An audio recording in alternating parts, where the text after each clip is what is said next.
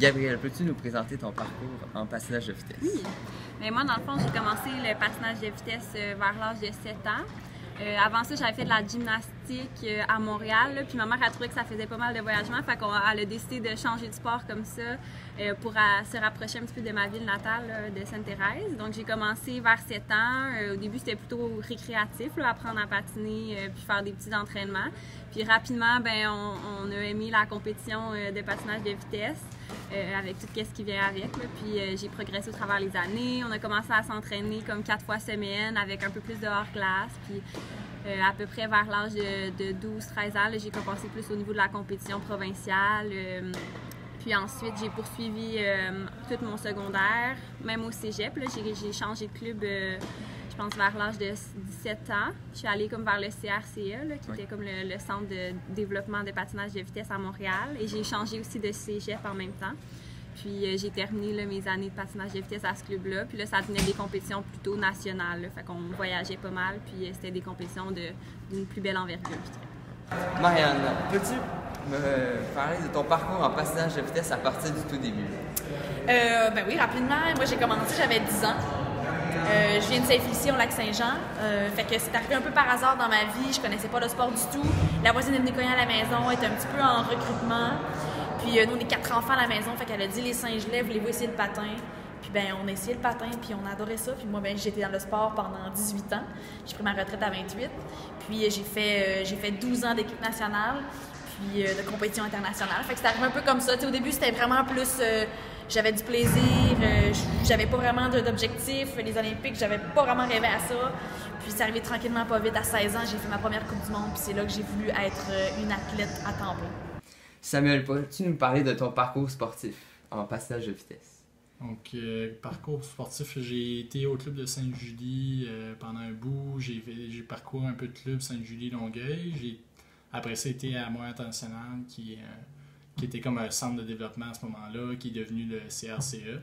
Puis tranquillement, j'ai fait mon chemin vers 20 ans. Je pense que j'ai été invité au centre national. Puis là, j'ai progressé. J'ai embarqué sur l'équipe nationale après, pendant 4 ans. Puis de là, j'ai participé à 2 Coupes du Monde, un peu championnat universitaire aussi. Donc j'ai touché une petite peu à l'international, mais j'ai pas réussi à percer après ça dans le top 6 complètement. François, peux-tu nous parler de ton parcours en patinage de vitesse? Bien sûr, j'ai passé 25 ans de ma vie dans le monde du patin de vitesse. J'ai commencé à l'âge de 5 ans. Puis au début, c'était vraiment pour le fun, c'était vraiment pour m'amuser. Puis rapidement, avec les compétitions, j'étais un jeune très très compétitif. On fait tout le temps des petites courses à la maison avec mes 2 frères. On était trois frères dans la famille. Puis ce côté compétitif-là a vraiment pris le dessus. Puis j'aimais vraiment beaucoup gagner des courses. Puis je me suis mis justement à en gagner. Puis au fur et à mesure, c'est devenu de plus en plus important. Mes 2 frères en faisaient aussi. Donc c'est devenu notre activité principale de la famille. Mon père s'est joint à l'aventure aussi. Donc on a poursuivi là-dedans. Ce qui a fait en sorte que j'ai participé à 3 Jeux olympiques. J'ai des championnats du monde, des coupes du monde.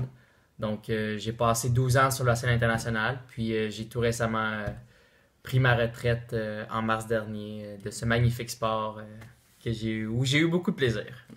La durée de tes études postsecondaires et quelles sont-elles? Oh mon Dieu, ben moi dans le fond, j'ai un secondaire 5, j'ai gradué mon secondaire en 2007. Je suis allée au cégep ici à Maisonneuve, à Montréal. J'ai commencé mon DEC en sciences humaines que j'ai pas complété à cause justement de l'horaire et du patin. Moi, j'ai fait le plus de cours par correspondance que je pouvais faire à cause des voyages qu'on faisait. Puis mon horaire ne me permettait plus d'aller à l'école. Donc, j'ai fait des cours par correspondance. Puis malheureusement, ben, j'ai arrêté quand je ne pouvais plus faire des cours par correspondance. C'est des cours que tu n'as pas le choix de faire au collège, puis je ne pouvais pas le faire. Fait que là, je suis peut-être en train d'éventuellement retourner à l'université. Fait que je suis là-dedans. Je suis là-dedans de savoir qu'est-ce que je veux faire, mais j'ai pas d'études autres que mon secondaire 5. Fait qu'on est là. Fait que c'est à savoir qu'est-ce que je veux faire, dans quoi je m'en vais. Puis, fait que tu vois, ça m'excite un petit peu. J'aimerais ça aller aux études. J'aimerais ça faire un bac vers quelque chose parce que j'ai l'impression que ma dernière expérience, ça remonte vraiment longtemps. Puis j'aimerais ça avoir ce feeling-là d'étudier puis de rusher parce qu'il y a un examen, tu sais. J'ai fait un DEC en sciences pures. Donc, je l'ai fait sans sport-études. Donc, c'est sur... là, je me rappelle plus, mais normalement, c'est en 2-3 ans. En tout cas, moi, ça m'a pris 1 an de plus le faire. Puis, à la fin du DEC, j'étais proche de mes qualifications pour les Jeux olympiques, mes premiers Jeux olympiques d'hiver. Donc, j'ai arrêté l'école pendant 2 ans pour me concentrer là-dessus. Suite aux Jeux olympiques, je suis revenu à l'école. Donc, je suis revenu à l'université après Vancouver. Donc, j'y allais aussi en cycle de 2 ans, 2 ans d'école, 2 ans pas d'école pour me concentrer sur le sport. Ainsi de suite. J'ai pas fini mon bac, mais j'ai à peu près 2 sessions de compléter à l'université à ce niveau-là. Donc, c'est à peu près ce qui résume mon parcours scolaire post-secondaire. Dans le fond, post-secondaire, j'ai fait mes 4 ans d'année d'étudiante à l'Université de Sherbrooke en médecine. Puis ensuite, là, je commence mes 2 ans de résidence en médecine, qui est comme, on est encore considéré comme étudiant à temps partiel, et à temps partiel, on est comme des médecins résidents. Là, donc, on commence déjà à travailler en médecine. Dans le fond, j'ai embarqué au cégep. J'ai fait mon cégep préuniversitaire en 3 ans. Fait que j'ai fait 3 ans au cégep là. Après ça, j'ai rentré en physiothérapie à McGill. Et là, j'ai fait mon baccalauréat sur 4 ans au lieu de 3. Donc, j'ai fait quelques modifications dans le programme. Puis, c'était un programme contingenté, donc ils ne voulaient pas vraiment couper dans les cours, mais j'ai réussi à m'arranger un peu. Puis, finalement, j'ai eu une entente avec eux de le faire sur 4 ans. Et après ça, j'ai arrêté l'école pendant 2 ans pour me concentrer sur le patin. Et là, je viens d'arrêter le patin en mars dernier pour embarquer à la maîtrise que je fais en ce moment. Donc, il me restait comme 1 an et demi à compléter, que je finis au mois d'octobre 2019. Quelles sont les qualités essentielles d'un athlète pour atteindre le niveau international? Écoute, je te dirais, faut que tu crois en toi à la base. Il faut que tu crois que tu es capable de te rendre, de toujours te dépasser, mais je dirais la qualité principale, c'est la persévérance. Parce que des hauts, des bas, c'est un parcours sportif, c'est parsemé d'embûches, c'est parsemé de victoires, c'est parsemé de moments qui sont pas toujours joyeux, mais qui font de toi un meilleur athlète, une meilleure personne. Donc, c'est juste de jamais abandonner puis de persévérer à travers ces moments-là. Moi, je pense que c'est ça, je dirais, la qualité la plus importante d'un athlète. Quelles sont les qualités essentielles d'un athlète pour atteindre le niveau international? Beaucoup de choses là, qui tu as besoin dans tes bagages pour te rendre là. Énormément de discipline. C'est la personne qui n'est pas passionnée, qui veut pas plus que les autres à avoir de la misère. Mais sinon, si tu as besoin de chance, tu as besoin d'entourage, tu as besoin que les choses se placent un peu pour toi. Tu as besoin de beaucoup de choses en même temps. Pour ça qu'il y a des fois, il y en a que ça marche pas, il y en a d'autres que ça marche. Mais tout le monde a un peu un parcours différent à cause de ça. Tu as des choses qui te limitent personnellement, que tu te rends compte en progressant, mais il y a beaucoup de choses sur quoi tu peux travailler. Pourquoi il faut que tu sois travaillant, il faut que tu aies une bonne discipline, parce que sinon, ces choses-là, tout le monde sont limités à la même place. Donc, si toi, tu les repousses, c'est là que tu te rends un peu plus loin que les autres, souvent. Quelles sont les qualités essentielles d'un athlète pour atteindre le niveau international? Mon Dieu, les amis.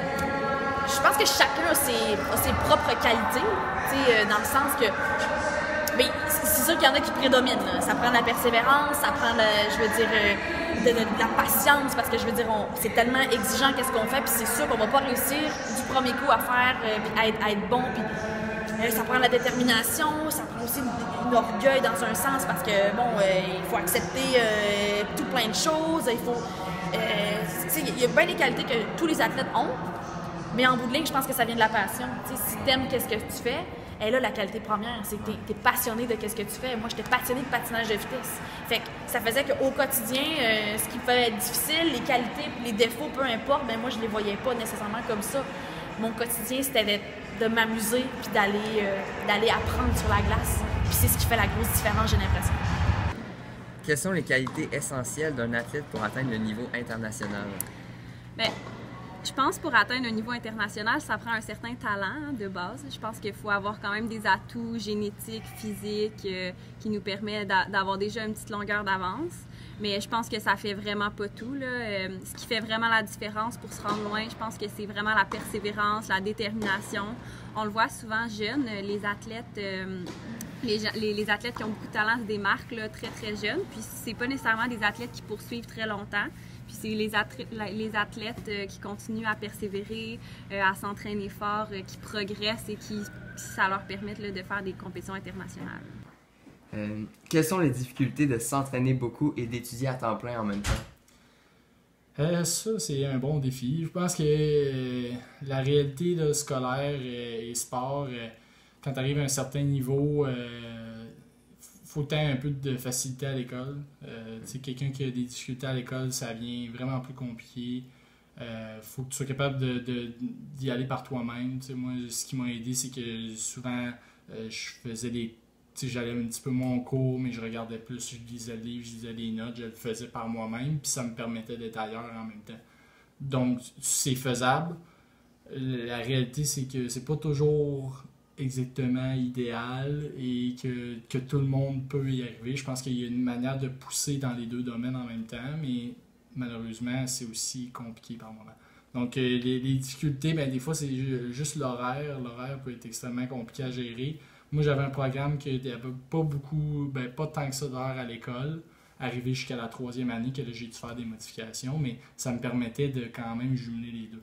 Il y a certains autres domaines que tu vas avoir énormément de temps à l'école, ça devient plus compliqué. Mais oui, fait que les difficultés, c'est surtout de l'énergie et du temps, là, je pense, de gérer que ce soit une bonne équilibre. Ouais. Quelles sont les difficultés de s'entraîner beaucoup et d'étudier à temps plein en même temps?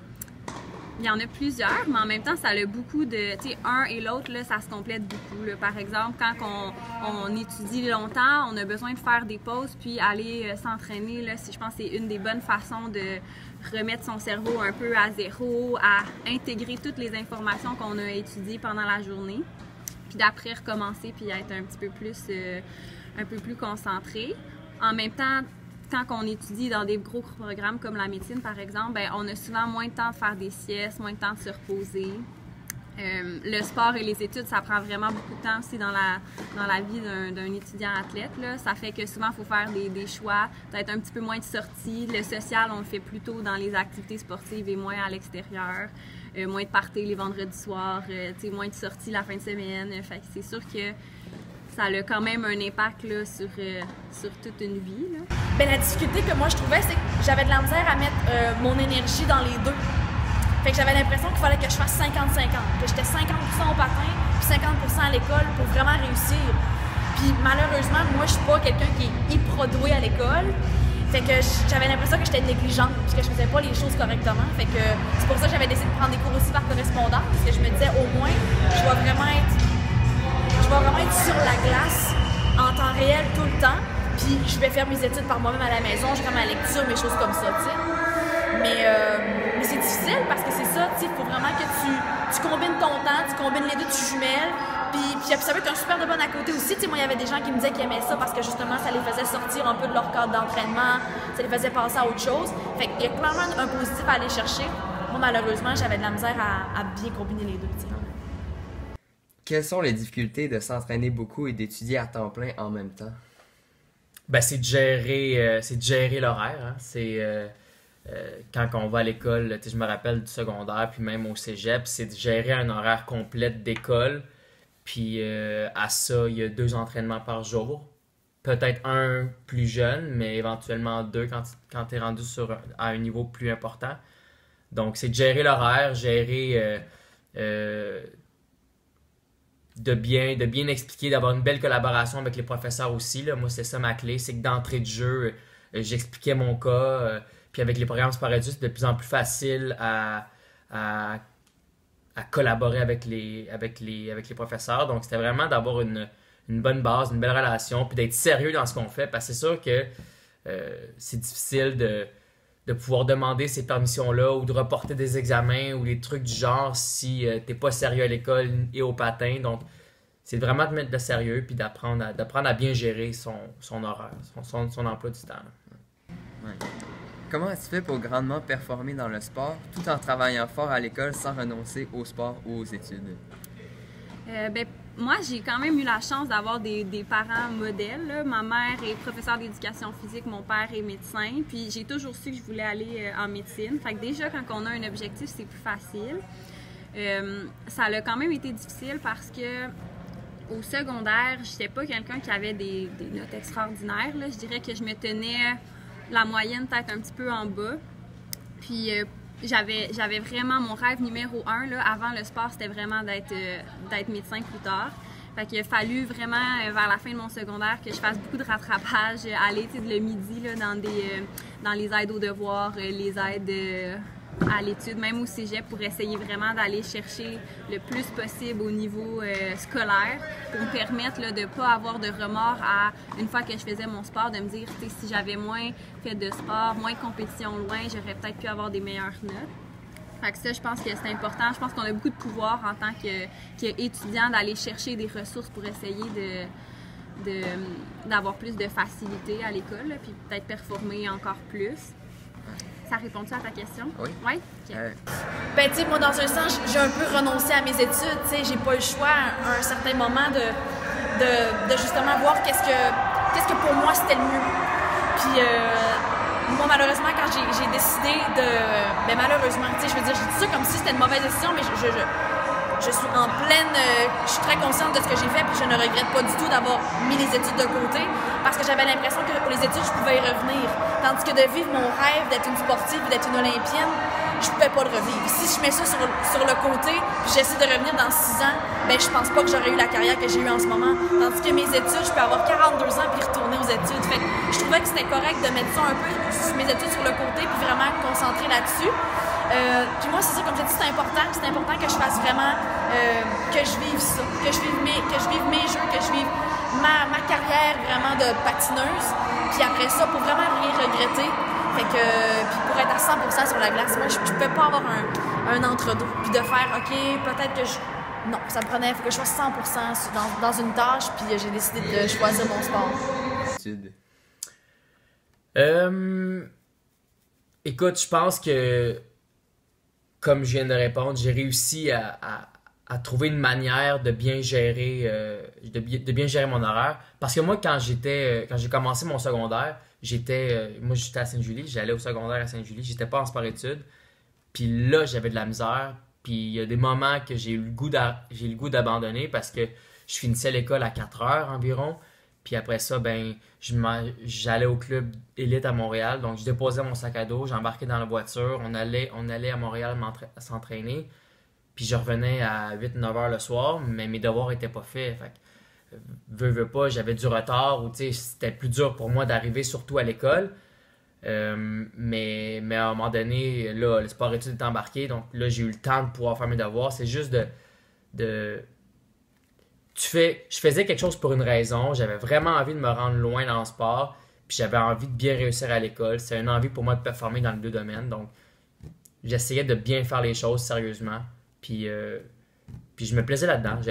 J'étais pas malheureux. J'avais des amis qui allaient souvent dans des fêtes, dans des parties. Mais moi, souvent, je restais à la maison parce que le lendemain, c'était l'entraînement ou la fin de semaine suivante, c'était la compétition. Puis je voulais bien faire. Mais moi, c'était là-dedans que je me plaisais. Mais moi, j'aime croire qu'on a chacun une réalité. Moi, ma réalité, c'est que au patin, j'ai eu des blessures, ça a été un peu plus compliqué. Puis j'ai fini par rentrer sur l'équipe nationale un peu plus vieux. Et j'avais déjà entamé la première année du baccalauréat, qui était un programme contingenté que je voulais aller. Et à partir de là, si je lâchais l'école ou si j'ai diminué le nombre de cours, ils voulaient me sortir du programme. Donc j'avais comme pas le choix de jumeler les deux à temps plein. Fait que j'ai dû le faire comme ça. Est-ce que c'était idéal? Je pense pas. Mais ça a été ça qui a été ma réalité, c'est que je voulais faire les deux. Je pouvais pas faire un et l'autre à moitié. Donc j'ai embarqué faire les deux en même temps. Puis j'étais allé me chercher des outils, puis j'étais allé me chercher de l'aide parce que j'en avais besoin. Puis moi, c'est comme ça que j'y suis arrivé. Ouais. Y a-t-il un événement marquant où tu vas-tu faire preuve de grande persévérance pour surmonter une difficulté liée au sport, aux études que tu pourrais partager? Une des plus grandes épreuves que j'ai dû relever, puis c'est là que j'ai vu qu'on avait cette capacité-là, nous les athlètes, de passer rapidement à autre chose. On est au jeu de Sochi en 2014. Puis moi, je viens de tomber sur le 1000 mètres. C'était ma dernière distance individuelle. Donc, je terminais mes jeux sur une chute. Puis, j'allais pas être médaillée individuelle. 20 minutes après, on devait embarquer sur la glace, les filles ensemble, parce qu'on avait notre finale au relais. À ce moment-là, j'ai vu Charles tomber aussi, qui était mon copain. Donc, il finissait aussi ses jeux sur une chute. Fait qu'il y a eu beaucoup de choses qui ont été très, très difficiles. Je suis partie à l'extérieur, j'étais allée crier, puis j'ai dit « Pourquoi vous nous faites ça? » Mais j'ai dit là, il faut que je revienne parce que ces filles-là ont besoin de moi. Je suis un pion important pour le relais, puis c'est en équipe qu'on va gagner. Fait qu'en 20 minutes, j'ai passé d'un état d'esprit, de furax, de colère, de me demander pourquoi la vie nous envoyait ça, à je dois performer pour mes filles, puis il faut qu'on aille gagner ensemble, t'sais. Pour aller chercher l'argent ensemble. Fait que tu sais, c'est là que je me suis dit, OK, on est capable, c'est difficile, on a une capacité vraiment à se retourner, mais on reste humain. On reste humain, on a des émotions, puis il faut les vivre. Fait que essayons pas de les tasser, au contraire, vivons-les, puis on va juste en bénéficier, t'sais. Mais ça, c'était une grosse étape pour moi, là. Y a-t-il un événement marquant où tu as dû faire preuve de grande persévérance pour surmonter une difficulté liée au sport et aux études que tu pourrais partager? Au sport, beaucoup.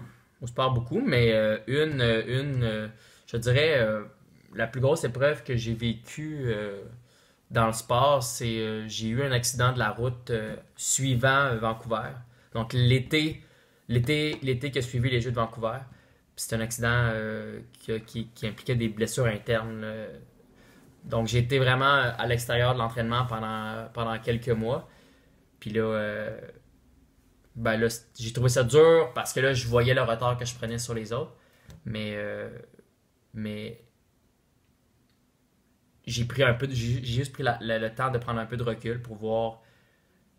Ça, c'est mon entourage qui m'a fait voir ça. Mais tu sais, moi, mon objectif, c'est d'aller 4 ans plus tard aux prochains Jeux olympiques. Donc, ce 2 mois-là représentait une infime partie dans ce gros parcours-là. Fait que ça m'a permis de juste, OK, je vais passer à travers cette épreuve-là. Un coup que ça va être réglé, parce que c'est important de le régler, parce que c'était des blessures sérieuses. Un coup, c'est réglé, je sais que je suis en santé. Là, je vais mettre les bouchées doubles, puis je vais foncer, puis je vais continuer à aller vers mes objectifs. Ça a été de refaire un peu mes objectifs à court terme parce que ceux-là ont changé. Il fallait d'abord que je guérisse ma blessure. Ensuite, j'ai commencé à me remettre des objectifs de performance à l'entraînement en compétition pour revenir où est-ce que j'étais avant de me blesser. Ça a été de jouer un peu avec mes objectifs à court et long terme. Mais il y en a beaucoup. Moi, je pense que c'est quelque chose que j'aime du sport. Là. Ça t'amène beaucoup de défis, ça amène beaucoup de leçons, tout en étant dans une réalité que si tu n'y arrives pas, ben ça va pas tout briser dans ta vie. Oui, je pense que chacun, on a l'impression qu'on vit des grands moments dans le sport, qu'on vit des drames et tout ça. Un que je choisis qui jume les deux, c'est un peu ce que je viens de dire. Quand je suis arrivé à croiser des chemins, que je me suis fait inviter au Centre national et que mon programme me refusait de diminuer mon nombre de cours et que je tenais autant aux deux, ben là, ça a été comme, qu'est-ce que je fais avec ça? Puis là, c'est là que j'ai fallu que je pousse à 5 cours sessions en même temps que de m'entraîner 2-3 fois par jour. Là, pour moi, ça a été un moment que je suis très fier d'y être arrivé. En même temps, j'étais un peu excessif, puis je pense pas que je le suggère aux gens. Puis, il était temps que ça finisse quand j'ai passé à travers. J'ai fait une année comme ça, puis c'était en masse. Mais, c'est ça. Je pense que c'était ça un de mes plus gros défis que j'ai eu à faire face. Ben, je pense au secondaire, j'avais vraiment beaucoup de passion. Je faisais du violon. J'ai décidé d'aller à une école à Montréal pour poursuivre, dans le fond, ma passion de violon. Fait que ça, c'était déjà une grande partie. Ensuite, il y avait le patinage de vitesse qui prenait énormément de temps pour moi. Il y avait l'école aussi. J'allais à une école qui était assez difficile au niveau scolaire. Il fallait vraiment beaucoup donner d'efforts de ce côté-là aussi. Plus, j'avais une autre passion qui était la course à pied. Que j'ai continué quand même une partie de mon secondaire, là, presque tout mon secondaire. Alors, ça fait beaucoup de choix à faire, puis il faut je pense, prendre conscience des priorités. Il faut établir un peu les priorités parce qu'on ne peut pas tout réussir à 100%. Fait que ça, je pense que ça a été une difficulté. C'était vraiment de faire des choix, de laisser de côté la course à pied à un certain moment pour finalement me dire que à l'université, j'ai laissé faire le patinage de vitesse. J'ai fait mon deuil de ça et j'ai commencé mon sport de course à pied qui était un petit peu plus intensif à l'université. Est-ce que tu as déjà demandé et ou reçu de l'aide d'un proche pour pouvoir continuer de persévérer dans le sport et ou les études? Si oui, comment cette personne t'a-t-elle aidé à progresser? Ouais, ça c'est sûr qu'on en a. Là. Moi, j'ai de la misère à croire. Ben, moi, en tout cas, j'applaudis la personne qui arrive sans aide. Moi, je t'ai aidé énormément. Surtout mes parents.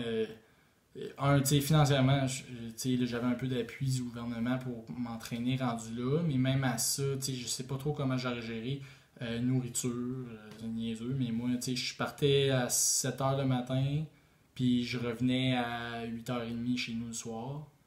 Puis il faut que je mange bien.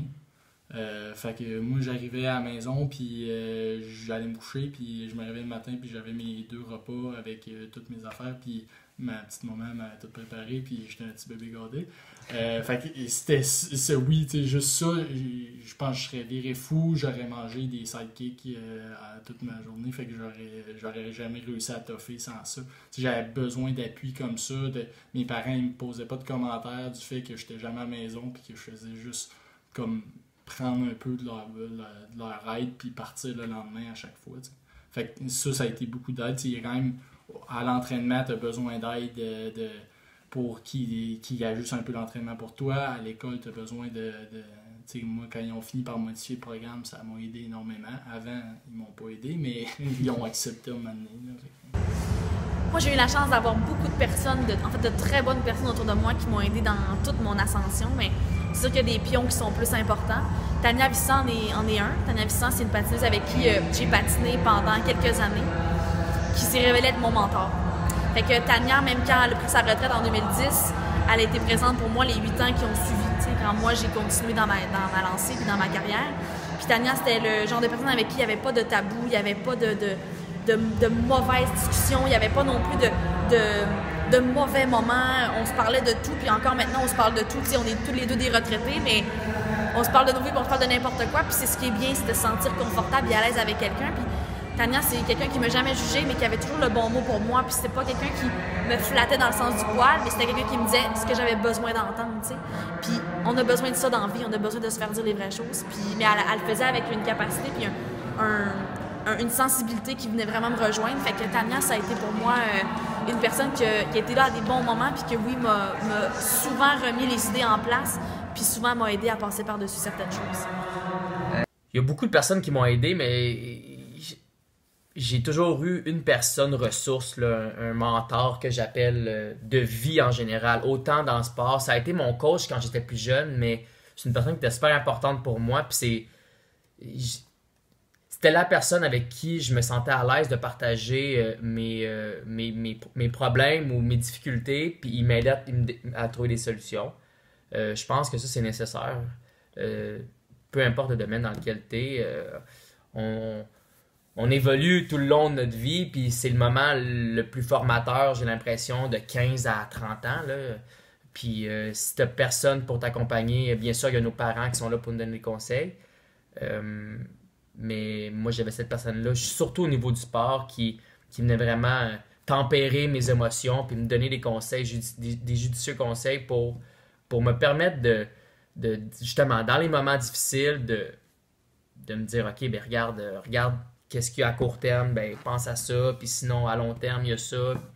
Ou à l'inverse, quand ça allait trop bien, puis je pensais que j'étais le roi du monde, ben il fallait tempérer ces émotions-là aussi, parce que ben ça pouvait nuire à ma concentration, à d'autres aspects de la performance. Donc, c'était important pour moi d'avoir cette personne-là qui venait me guider à travers tout ça.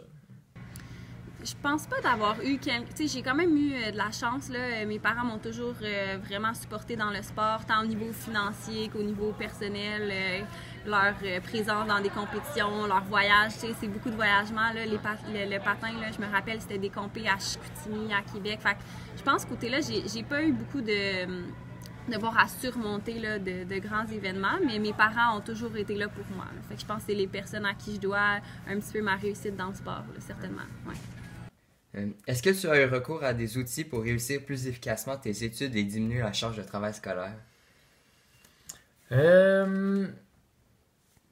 Des outils en tant que tel, peut-être ma mémoire me Mais j'ai été chanceux de ne pas avoir... j'allais souvent dans les récup, là.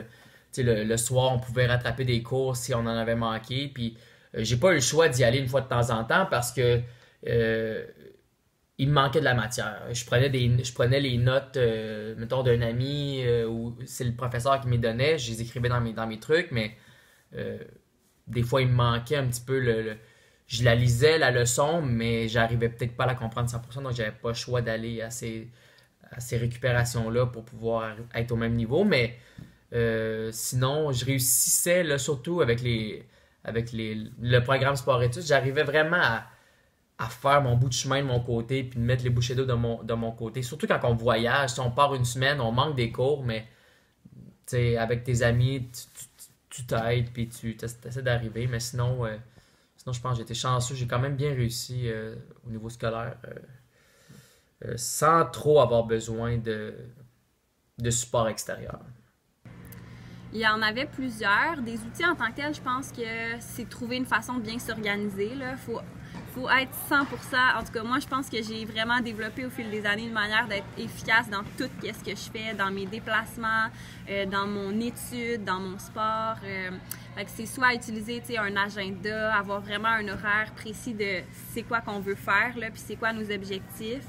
Un autre outil, sinon, ça serait de... Moi, j'ai eu un moment dans ma vie où je prévoyais pas assez mes déplacements et les imprévus devenaient vraiment une source d'anxiété pour moi, là.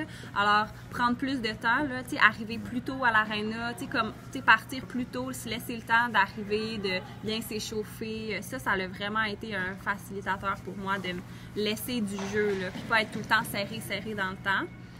Puis l'autre chose, je dirais... à l'école, on a souvent une charge de travail qui s'accumule à tous les jours. Puis, il y en a beaucoup, c'est facile pour eux d'étudier la veille de l'examen ou en faire beaucoup un week-end, alors que quand on fait du sport de haut niveau, c'est vraiment difficile de reporter à la dernière minute là, les travaux. Fait que moi, j'ai appris avec les années d'en faire vraiment un petit peu à tous les jours, puis de jamais avoir comme une charge de travail insurmontable à la dernière minute à faire. Puis souvent, c'est dans ces moments-là que l'on manque des entraînements ou on est moins capable d'être efficace à l'entraînement parce qu'on a trop de choses à faire à l'école. Fait que quand on en fait un petit peu à tous les jours, ben je pense que ça facilite vraiment la conciliation sport-études. Les outils dans mon programme, c'est tout le temps, ça revient au fait que je crois que tout le monde a sa réalité. Ma réalité, c'est que mon programme refusait de le modifier au début.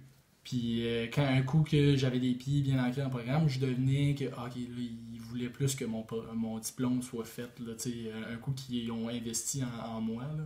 Fait que là, ils ont accepté. Fait que mes outils, moi, ça a été de repousser à chaque année. J'allais rencontrer la directrice du programme. J'essayais de me vendre un peu et d'expliquer que moi, ça m'aiderait. Puis éventuellement, moi, je voyais mon mur arriver. Là, la 3e année du programme, c'était une année que tu es à, je pense, c'est 30 heures à l'école par semaine, juste en cours, parce que c'est une année plus pratique. Fait que là, je devais faire ça avec le patin, puis j'étais obligé d'aller à ces cours-là. Fait que là, c'est sûr, ça n'allait pas marcher. Fait que le rendu là, ils ont accepté de la diviser en 2. C'est pour ça que j'ai fait mon baccalauréat en 4 ans. Dans le fond, la 3e année, ils me l'ont divisé. Fait que c'est comme ça que j'ai réussi. Ça a été ça mon plus gros outil. Ça a été de taper dans la porte à chaque année, puis de finir par qu'ils acceptent de faire des modifications. Puis ça m'a aidé énormément. Ben oui, on avait un super programme qui s'appelle le sport-études. Fait que quand moi je suis arrivée à Montréal, justement en 2007, avec le cégep, on avait mis ça en place. Fait que ça, c'est génial pour les nouveaux étudiants, pour les étudiants athlètes. Puis en plein temps, nous, on était en gros. Moi, je partais du Lac-Saint-Jean, je m'en venais ici. Fait que c'était une grosse adaptation aussi à faire. Fait qu'on a eu cette chance-là. Fait que cet outil-là est vraiment le fun parce que maintenant, c'est reconnu. Donc, les enseignants sont vraiment plus conciliants, comprennent maintenant que tu dois t'absenter pendant 2 semaines. Fait qu'il faut adapter les examens, il faut adapter les travaux. Fait que ça, c'est bien d'avoir cette chance-là. Fait que c'est un des plus gros outils qu'on a, mais qui honnêtement se révèle être un super outil parce que, tu pars la tête un peu moins chargée et c'est moins stressant aussi de savoir que, ce que tu fais, c'est compris, puis c'est accepté. Là. Fait que, le sport-études au Collège Maisonneuve, ça a été un gros plus. Gabrielle, as-tu eu un moment où tu as eu besoin de faire une décision crève-cœur dans le sport ou dans les études? Certainement, plusieurs même, là, des petites décisions, mais je pense que celle qui a été la plus difficile, c'est vraiment quand j'ai pris la décision d'arrêter mon sport, que j'aimais beaucoup puis qui me rendait quand même heureuse. Mais tu sais, les circonstances, surtout au niveau du sport, faisaient que j'avais à prendre des décisions. En fait, c'était vers la fin de ma carrière. On avait une dernière compétition à Richmond, là, en Colombie-Britannique. Puis j'avais déjà en tête que ça pouvait être la dernière parce que je terminais mes études au cégep. Puis j'avais déjà appliqué à l'université. À ce moment-là, je pense pas que je savais encore que j'avais été acceptée en médecine, là, mais j'étais déjà dans le processus et je me doutais qu'avec des études en médecine, je trouverais ça difficile de continuer le patin. Puis à cette compétition-là, ça avait quand même très bien été. Je m'étais blessée par contre, là, mais j'ai réussi à poursuivre la compétition et quand même faire des bons résultats. Puis j'avais quand même impressionné les entraîneurs. Puis même suite à cette compétition-là, j'avais été invitée à m'entraîner sur l'équipe nationale là, avec eux. Puis c'est en même temps que j'ai eu cette nouvelle-là de participer avec l'équipe nationale que j'ai eu mon acceptation en médecine. Fait que pour moi, ça a été vraiment un enjeu difficile. Puis une des façons que j'ai réussi à prendre ma décision, c'est en parlant beaucoup, en communiquant avec mes entraîneurs de ce moment-là. Marc Gagnon, je me rappelle, j'avais beaucoup parlé, même les entraîneurs de l'équipe nationale, j'étais allée les rencontrer pour essayer de voir toutes mes options, puis voir un petit peu c'était quoi qui m'attendait dans les deux cas. En parler aussi avec les gens autour de moi qui me connaissaient beaucoup. Puis finalement, c'est en parlant avec mon père qui m'a un peu allumée sur un peu les dangers du patin, là, parce que c'est un sport qui peut être assez violent, surtout quand on tombe. Moi, j'avais déjà accumulé 3-4 commotions cérébrales, puis je trouvais que ça commençait à valoir moins la peine de continuer dans un sport, puis être autant à risque de chute puis de trauma crânien. Fait que c'est vraiment dans ce contexte-là, je me suis dit, ouais, je pense que j'ai eu vraiment beaucoup de plaisir en patin, puis ça a vraiment été des beaux moments pour moi, mais j'étais pas prête à prendre le risque d'avoir un gros coup sur la tête qui fait que peut-être ça aurait hypothéqué mes études en médecine.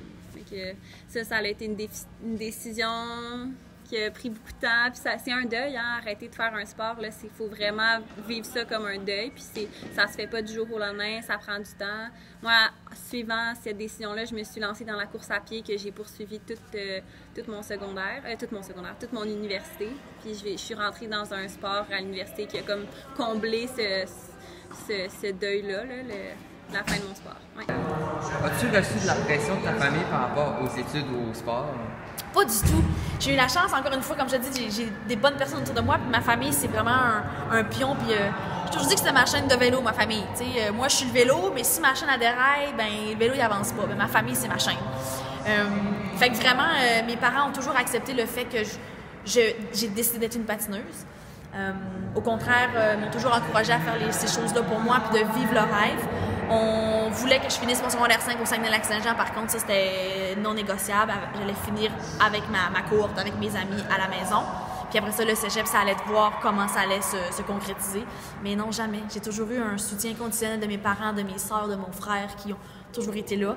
Puis, fait que ouais, ça, encore une fois, j'ai une belle chance d'avoir une famille super unie et fière de leurs sœurs et de leurs filles. Quel conseil donnerais-tu à un étudiant qui veut performer dans un sport de haut niveau?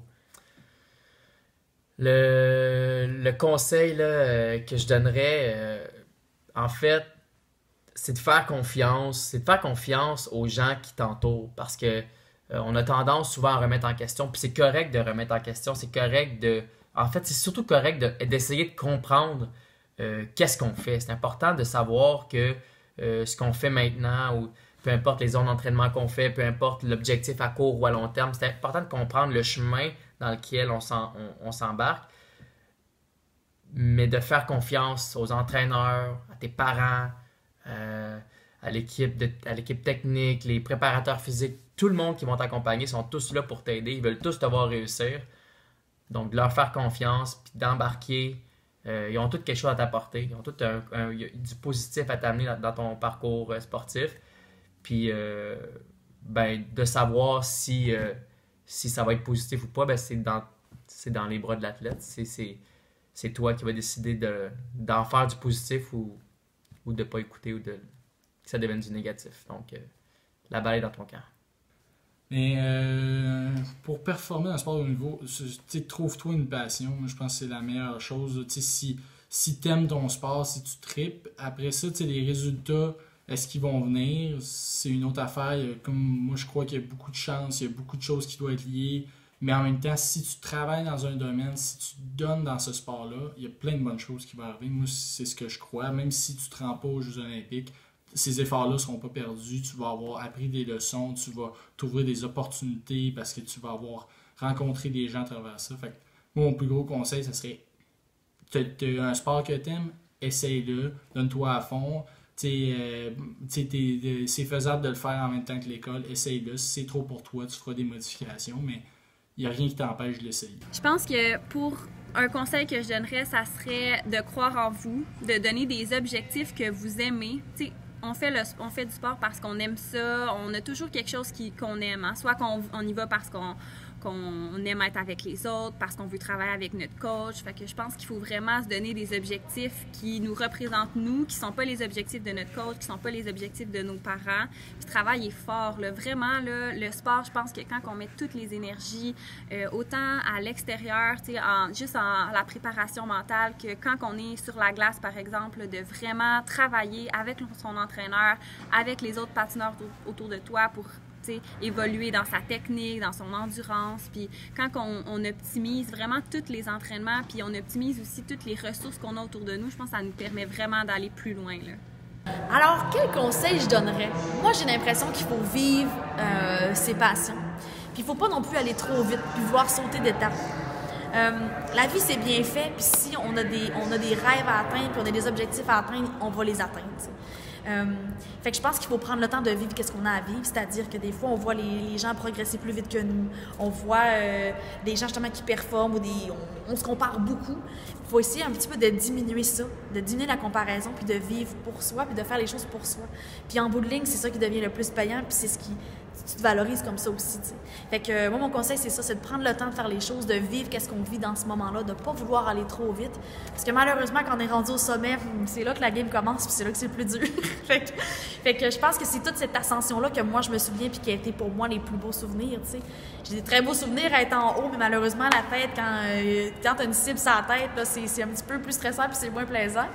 Mais ouais, fait que de profiter de chaque moment, puis de pas vouloir aller trop vite, puis d'aimer ce qu'on fait, puis de pas se baser seulement sur des résultats. Il faut se baser sur qu'est-ce qui nous entoure, nos amis, nos entraîneurs, les moments que ça nous fait vivre, les voyages qu'on fait. Tout ça, c'est ce qui devient important, puis c'est ce qui entoure le sport, puis qui rend que notre activité, ou peu importe ce qu'on fait dans la vie, est plus intéressante, puis on a envie de la pratiquer à tous les jours.